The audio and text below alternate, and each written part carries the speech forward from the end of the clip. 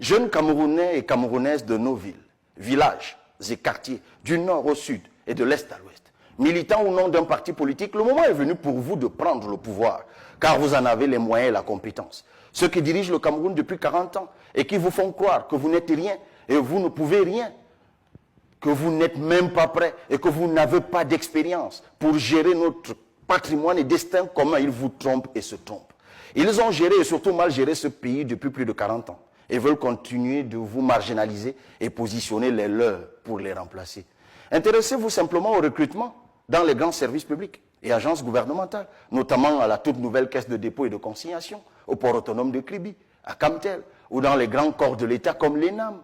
Toutes les écoles d'application du service public sont destinées à former leur progéniture afin que les portes remplacent les fenêtres, sans autre ambition que de conserver le pouvoir pour le plaisir d'en disposer et de vous soumettre à une forme néocoloniale d'indigénat qui vous prive de tout rêve d'évolution sociale.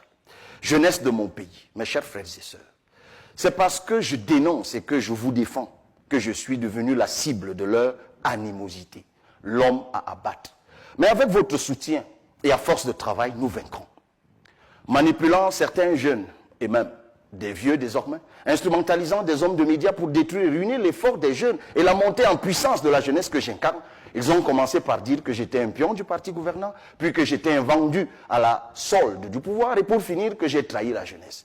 Comme ils sont des génies du mal, ils raconteront beaucoup d'autres mensonges. Mais qui sont-ils? Juste des apprentis sorciers, comme dit l'autre. Ne vous y trompez pas. Si mes dénonciations et mes ambitions font de moi une cible, la décision fermement prise de sanctionner les prévaricateurs de la fortune publique font de leur champion hypocritement proclamé, Paul Biya, une autre cible.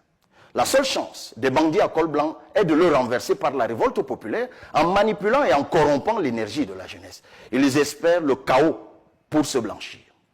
Monsieur le Président de la République, mon ambition présidentielle ne m'empêche pas de vous mettre en garde contre certains de vos ministres. Pour 2024, agissez, je vous en conjure. La jeunesse attend un gouvernement qui laisse penser qu'au moins l'école sert encore à quelque chose, que la bonne moralité a encore sa place. Si vous n'y prenez garde, les manœuvriers qui tiennent certaines de nos administrations ministérielles vous préparent une sortie historiquement catastrophique. À vous de voir, vous êtes le président. Quant à nous, nous ne passerons pas 20 ans à demander des preuves que nous avons tous sous les yeux. Nous agirons. Avec nous, la justice fera son travail en toute indépendance pour que les auteurs de détournements et de crimes crapuleux, comme celui de Martinez Zogo, soient jugés et punis.